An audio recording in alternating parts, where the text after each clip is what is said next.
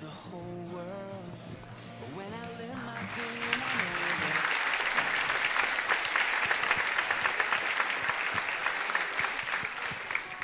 Velkommen til Fimleikafagnaður 2025.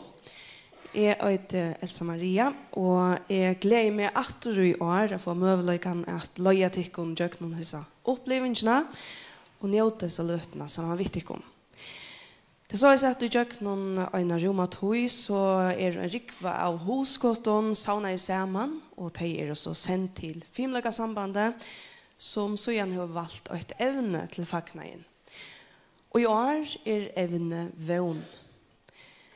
Vi tverrer i det at suttja hvordan imest evne kan tolkast. Vi fyra framførslån fra tøymon blodtakkende felån.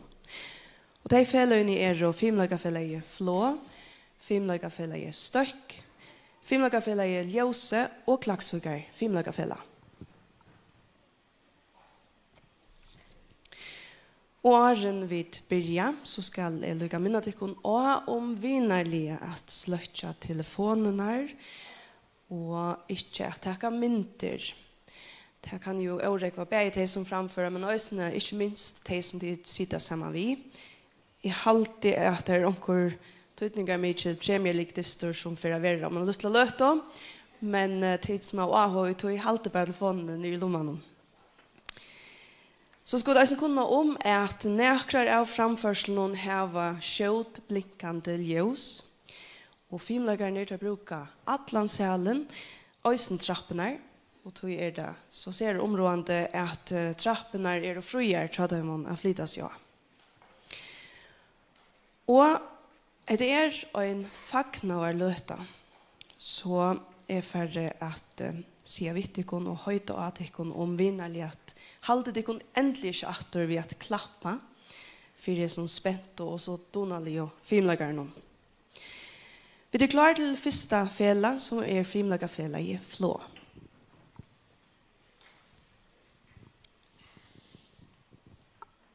Vi lever i øyne tøy, her øytekjøtt kan gjøre innras i okkara sinn. Vi lever i en tøy vi nekvån brøytingen her vi daglig har vært flømt, vi kunning om hømsens ræveløyker, vi krutje, hungre, sjuko og deia. Ta godt av reminter og at vi mennesker, vi drømmer mer enn best øyelegging. Vi drømmer øysene til gåa. En av okkara fromkjenslån er vånen.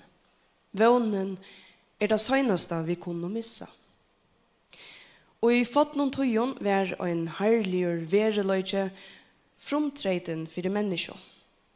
Ta tøyerne mentene vidtjør og øsne kjensler som var troplære å sette år av.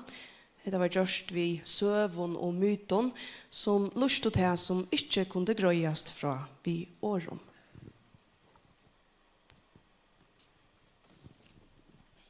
Og i fotengrikkskare mentan er søvan om hvordan vånen være til tatt knutt at øren virkifton. Virkifton som gjør at alle mennesker har tørv å kjenne vån.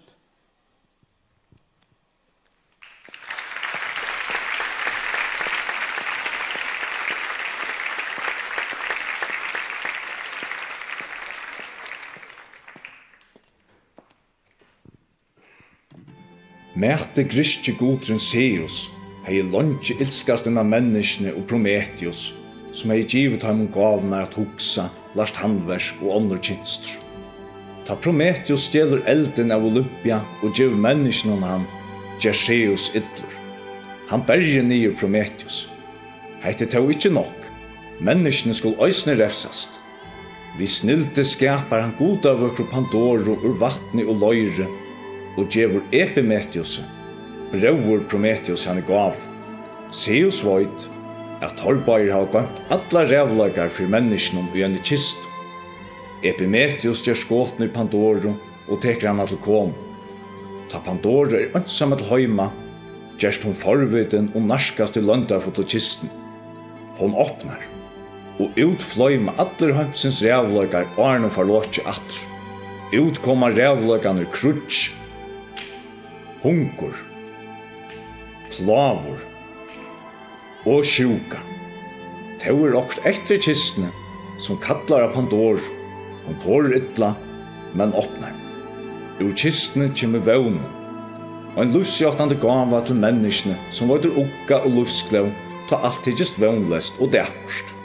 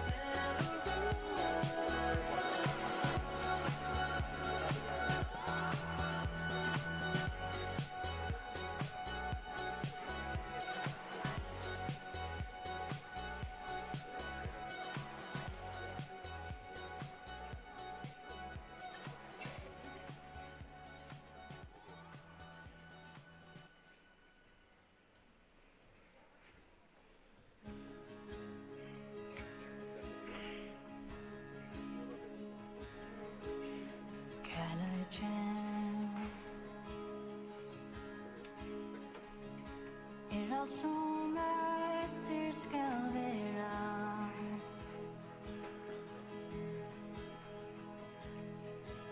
Ta det mörlatnar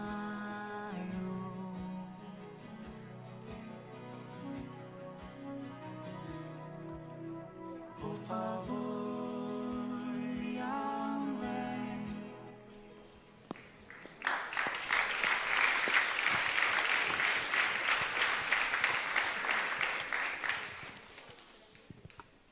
Ja, skiftene takene lytla løt og til det talan om nok så nekvar ukkarer hver fele som skulle skifta om plås på en vi søgna paddelen og ikke minst 18-4.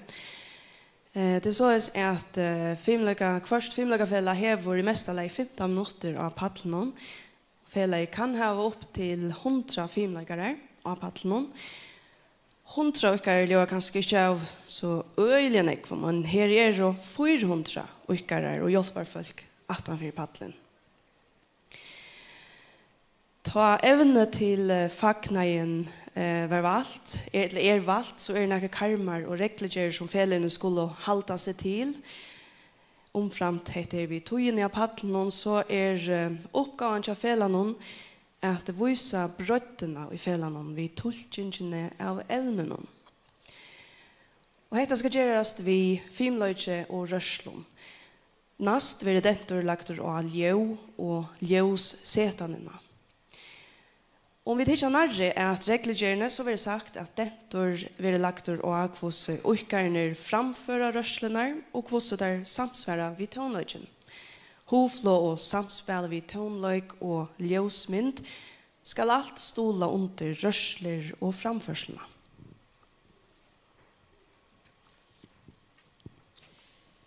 Og til å døme kappingene har vi først fela og en omboende dømere, så gjerne det dømere valgte fra imeskon listagrønnen som tonløyk, sjånløyk, framløslelist og så framvis.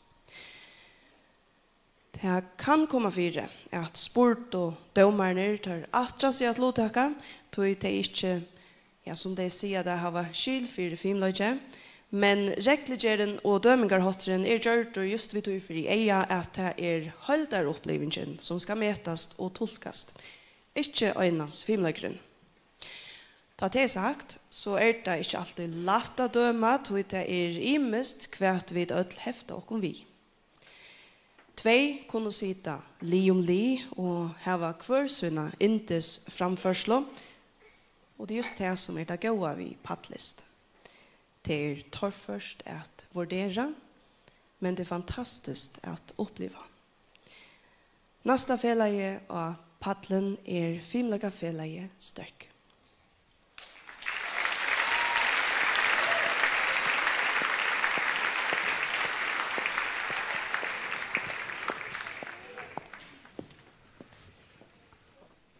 Trygg, vøn og kærløyke.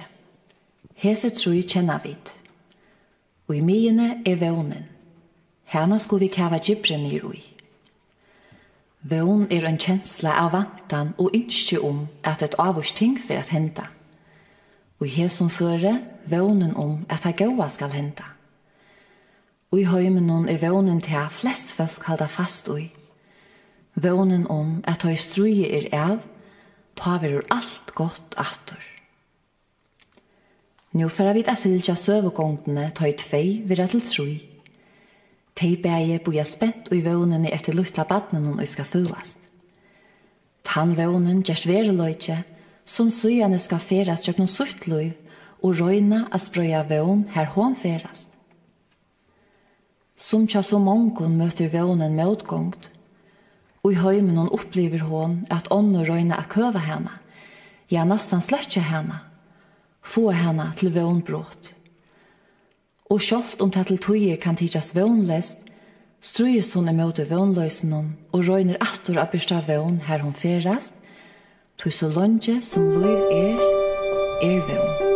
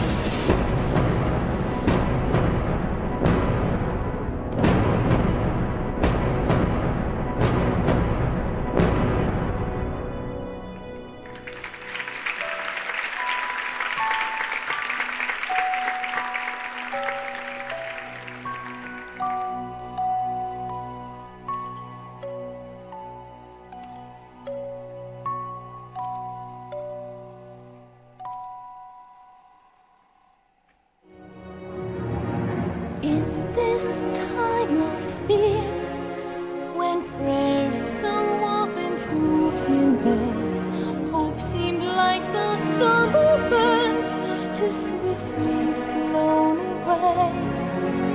Yet now I'm standing here, with heart so full I can't explain, seeking faith and speaking words I never thought I'd say.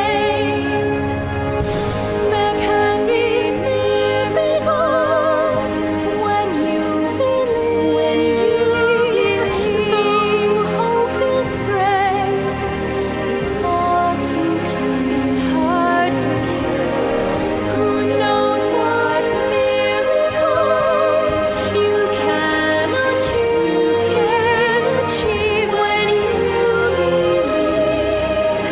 Somehow you will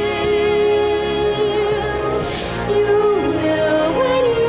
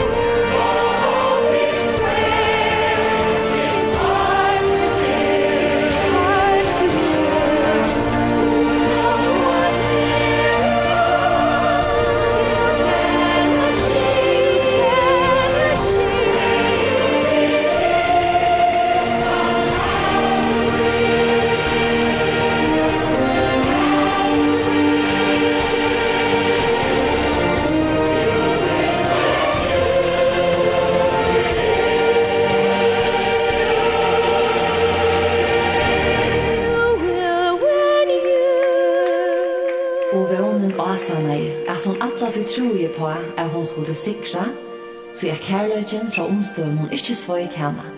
Men fer etter fer så trofast og lytte henne oppatur til å være at han hun var født til å være. Nøvnelige vån.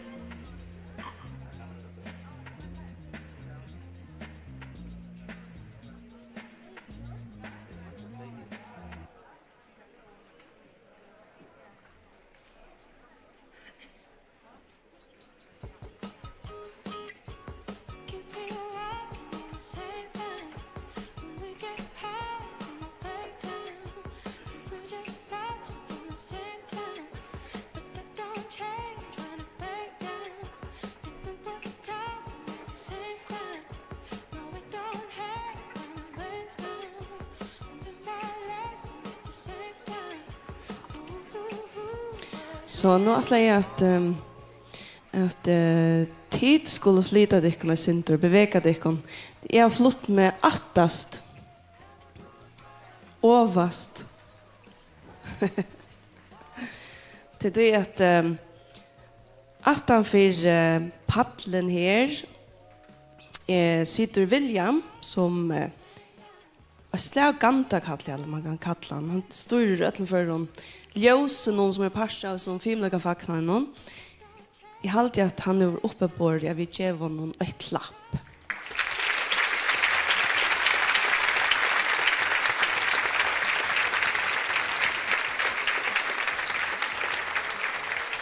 Ja, William, för det första, kan du gröna synte från vad det som du sitter här och gör? Jag sitter ju och programmerar i ljuset.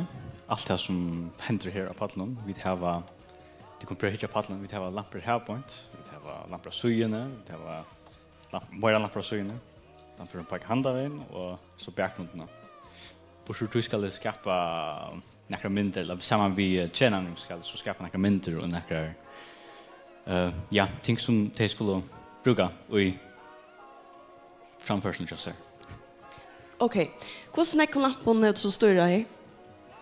Jag minns inte nummer på nu. Här är det 8 i loften. Här är 4 som på handavin. Här är 12 i det syne och så plus 2 chat. Och så 6 i bakgrunden. Som så här var 12 sektioner per. Så tillsammans blir det 5000 individuella parametrar som skulle styras här uppifrån. Gott inte ska styra till. Du gör så att samstarv vi så att du alla de ankurs på för Fimleikafagnaður vi synner att där som styr tonlösningen och så styr till ljusningen. Hur så ber det dig kunna att vi tar ut det där snöver nu när det är samman och skola. Det går som skipa allt detta. Det är faktiskt synd analys till att jag samman vi vännerna programmerar framförseln och så köra till den person som sitter vid synen och köra det faktiskt.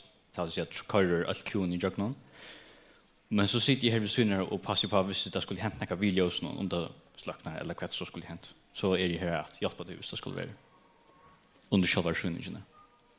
Okej, kvant tutning här runt vara ljus och gärna såna framförsla mot till Fimleikafagnaður och ljus och tonlögen och så här.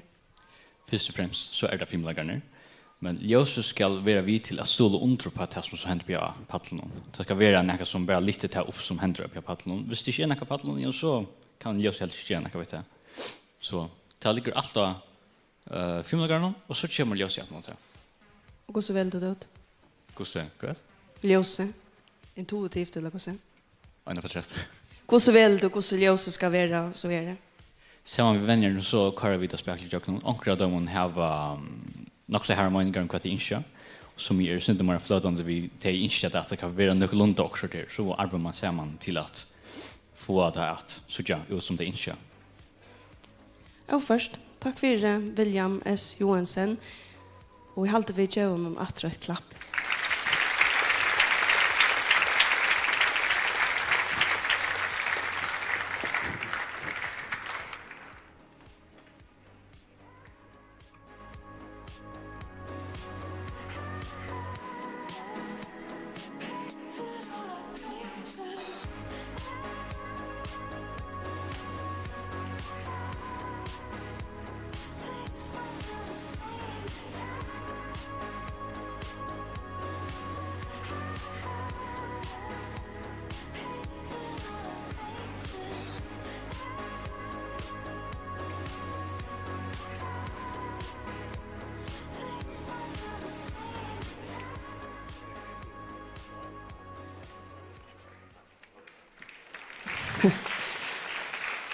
Nu kunde vända dig kon vi åter. Hette nöjande för att Fimleikafagnaðurin Fyrste fagnaðurin var i 1995. Det är grönt att vi i färgen vi känner okon åter i naturen. Tui evner fra fagnaðurin som hava væri framan undan hava åkt nu væri årstøynar, de 4 elementene, agen, heve og havbotneren. Öll evner her kropperen kan spekla og nå trø, vind og bildjer og rørsler som viser æporen tja djauron. Tui krever det sera godt hoflå at lysa et brøtt evne som vevn. Men hetta mekna feløyne øysne. Feløyne hava utroliga eldsaler og ung folk vi orreie vissar i det. Drøysne gå hjelp at høynta fra tøymon ser køno, og i vikene hever kvørst fela veri her og vant, samstundet som de har sett pattljøse, og det hever veri en fragta seg hos okkara ljøsmæver, som vi just tås av vi, William S. Johansen, og ljøsfølge fra kvarjon fela hava ganta ljøs og hula fram.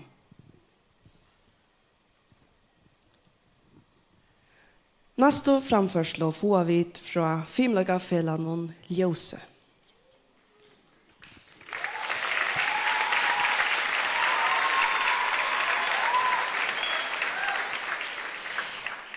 Kvært hava flikkvemaskiner og dampmaskiner, anatomi, fuglar, natura og målningar som Mona Lisa og sørsta kvöldmåltøyen vi vån at gjøre. Ta for ljøse at grøya fra og i synare framsyning.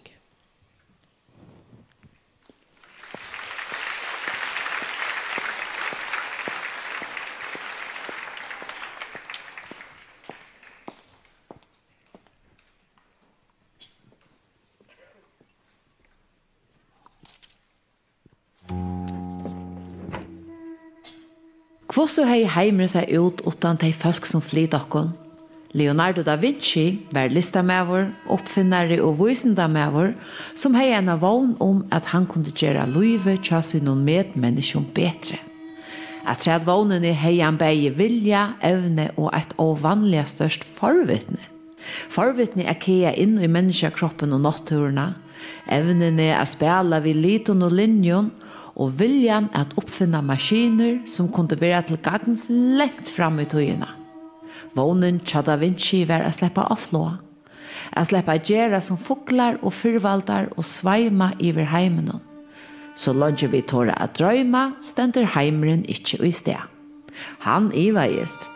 Han gjør det mistøk, men han helt av.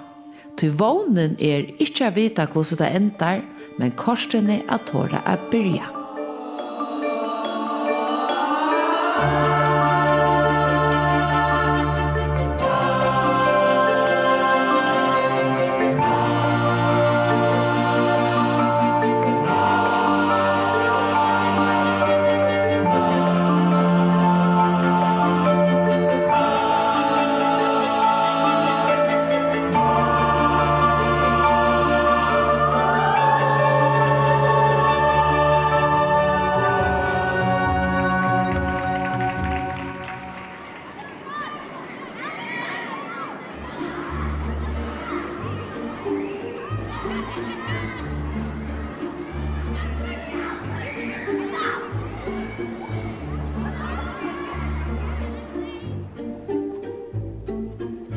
Sur ton chemin, gamins oubliés, égarés, donne-leur la main pour les mener vers d'autres lendemains.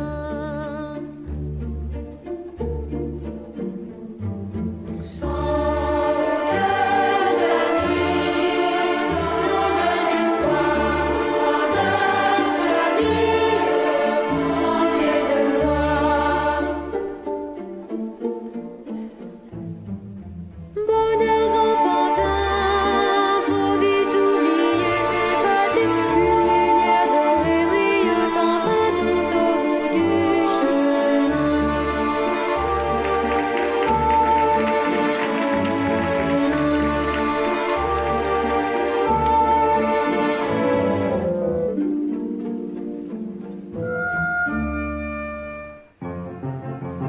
Il était un petit homme appelé Guillaume.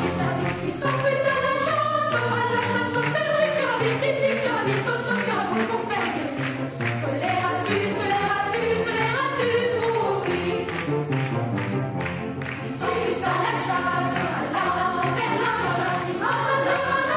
mon père fichait mourir, carabine, titi, carabine, toto, carabine, mon carabine. Que les rats-tu mourir.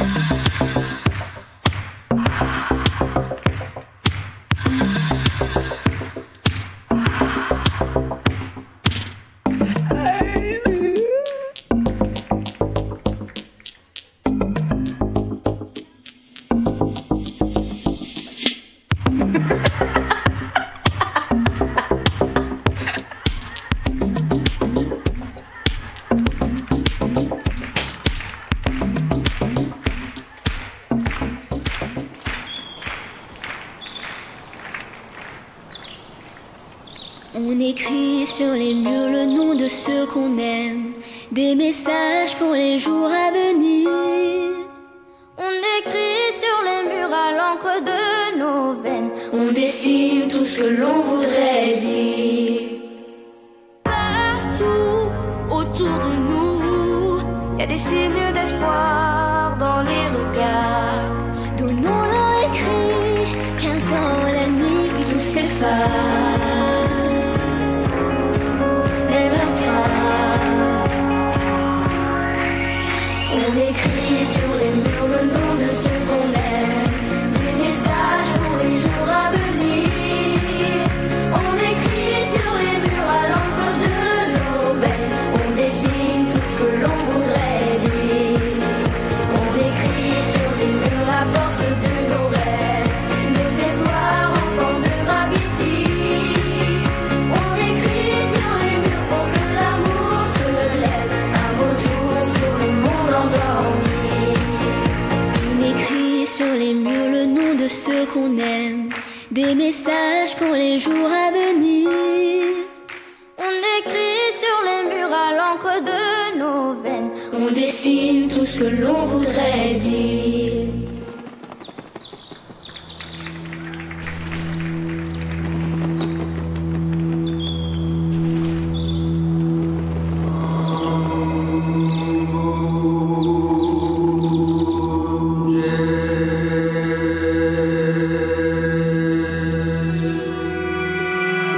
What it is, what it means, now I know.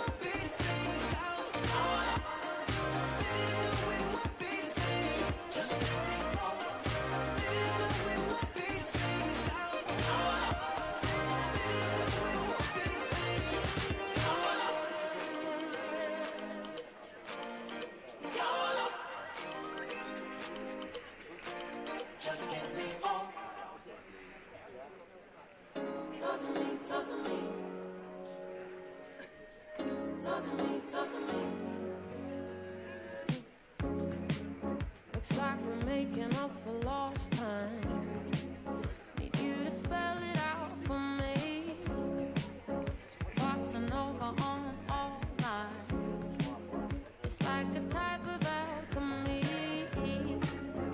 Introduce me to your best friend. I can come slide right in. Satellite ain't even that far.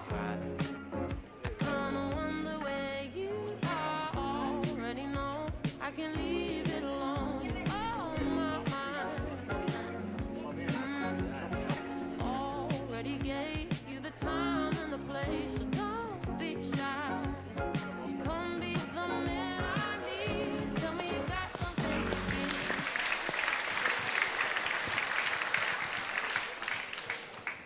Vi kommen til den sørste framførselen av det, og at når det her livet, så det en liten stekker, så hvis de bruk for å stretche bøynene, så det en 15 minutter av treet. Det en ekve virskifte som skulle gjenke opp gjennom hakre øynt til sånn det som i det. Det sånn ekve annet enn Fimleikafagnaður som ødelese 400 følgene har finnes vi. Først og fremst så har alle venjere vant sine første liv, samstundet som de har koreograferet og vant serier til hentan Fimleikafagnaður. At det sånn, så har de skapt en søvegångt, sammansett tonløg, samma bonar og gjørst storyboards til ljøse. De har samskift vi foreldre, vi fyreskibere, venjere og lærst atler ukkarene til som begynner som en tanke, men ender som en rørslo sammansetting. Nækka som så igjen skal få innpåsast og bliva til de flotte framførslene som vi sørger og i det. Og vi nå til røyer til sørste fjellet og i det. Gjør så vel, Klaksvigar, Fimleikafagnaður.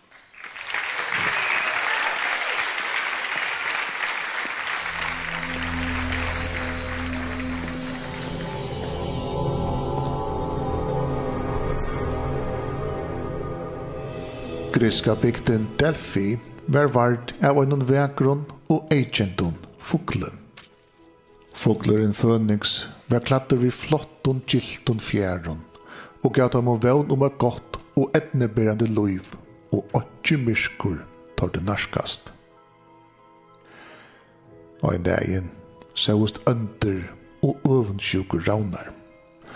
Øttaleiser og luiga sæler taug og tar gilt og fjeranar og flo lengt borster. Vi vevn og hjertanon fyrir tru djørv bøtten at løyta etter gilt og fjeranon. Kom vi at ha vanda miklo fjerna. Klara deg a bjarga Phoenix og bygdene Delphi.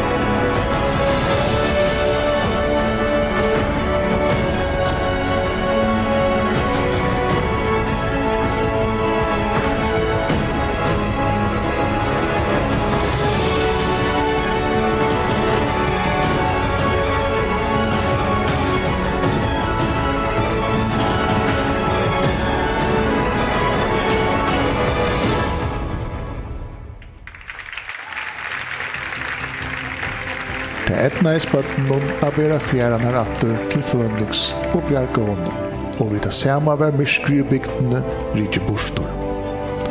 Fölkje fegnaust, du det visste at så lange vevnen liver kan onge nei råa.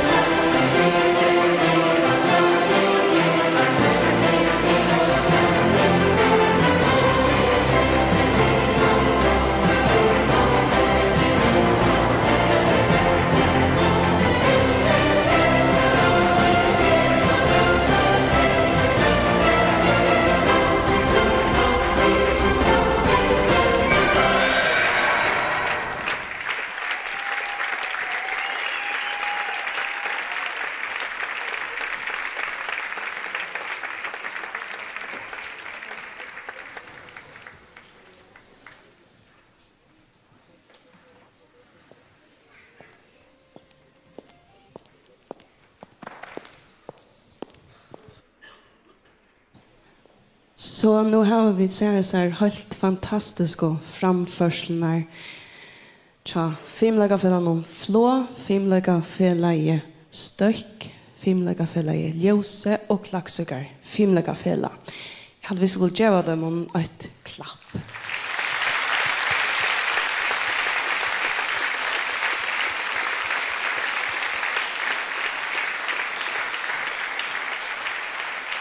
Nu skulle vi så finne det av hver vinnaren vi av disse kappingene.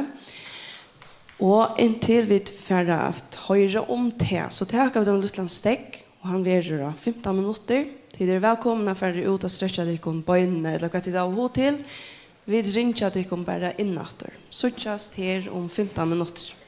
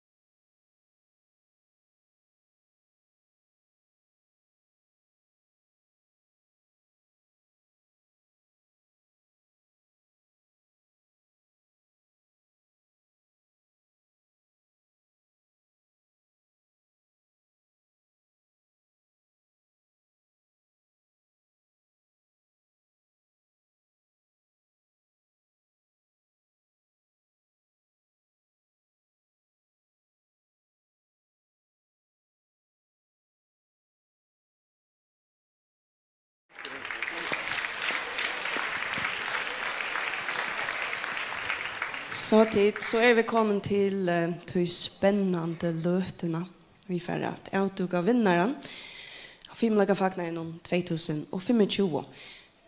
Og til å gjøre det for domare å komme åren til. Så at jeg lykker at et Fimleikasambandet at jeg sender en særlig hølsen til en person som Lukas som fär alla ändarna att tänka samman till Fimleikafagnaður hur görs det nu och i nästan så längt efter som man kan minnas. Det är en person som är som de säger avlydande, gör ett utskotteligt arbete och är allt annat än självsöken. Gun Jensdötter Hermansen kom till Luka hända vi. Klappa för henne.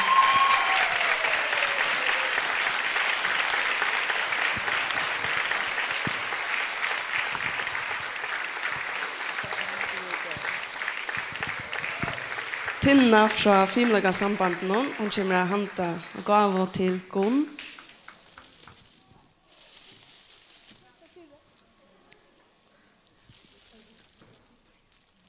Men vill jag bara höra hur hon är. Tusen tack för det. Tusen tack. Hun vil vekke paddelen etter.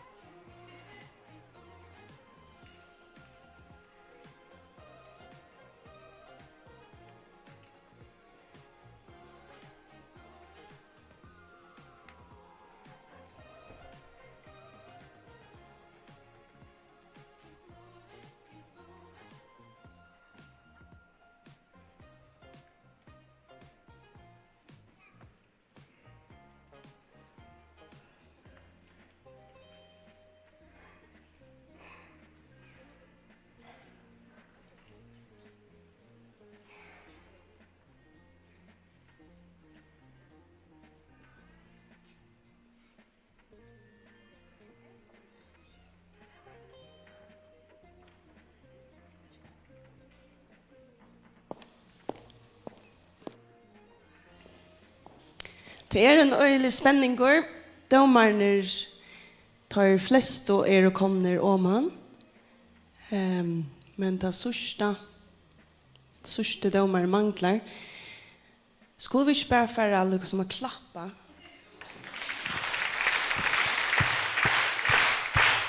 Yes.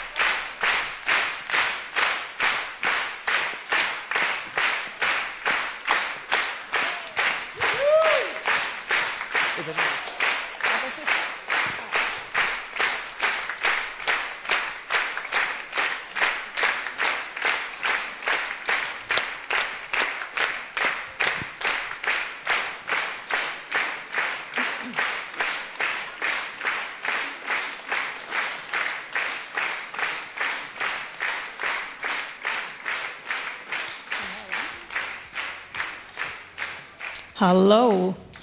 Nu är jag så häppen att släppa avduka vinnaren i kväll. Och först och främst så vill jag bara säga tusen tack till alla yrkarna och förföljarna för några helt fantastiska framförslar. Det var så kreativt och rörande och stottligt och festligt och imponerande att se allt som är hänt här på Paddelen. Vinnaren han hejar en grejan båskap, en av sövo och vi vill allt kunna relatera till. Evne var väl lust vid rörslo, ljus, och rummet var väl brukt. Framförslan var dynamisk, riande till tojer, rörande, men mest av ödlon vånrygg. Och vinnaren tycker hon ganska stök.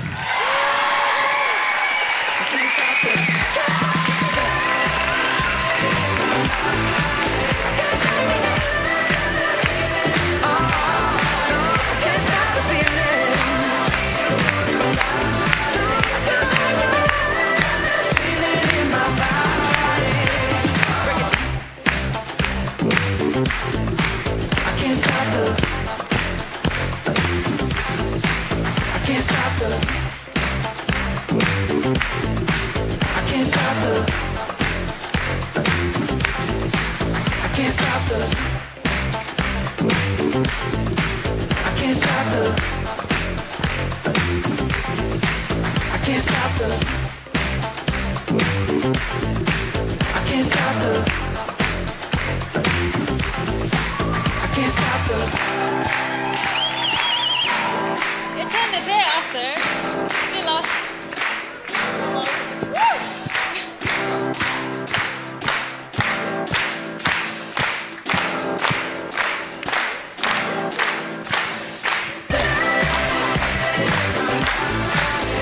Sing bara för långt ut av paddlen.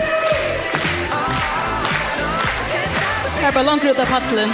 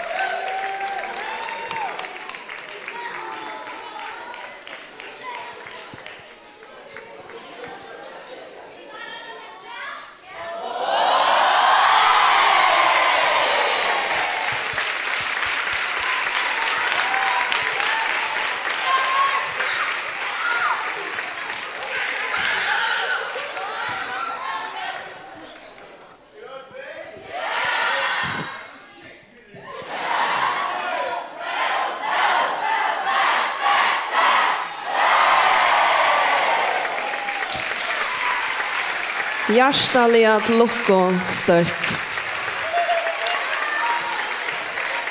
Tack för och i det tid att sommål. Vägna Fimleikasambandet så tackar vi till Norrland husen för det. Goda karmar och gott samstarv. Och tack till ett felöjne, hjälparfolk och vojtare.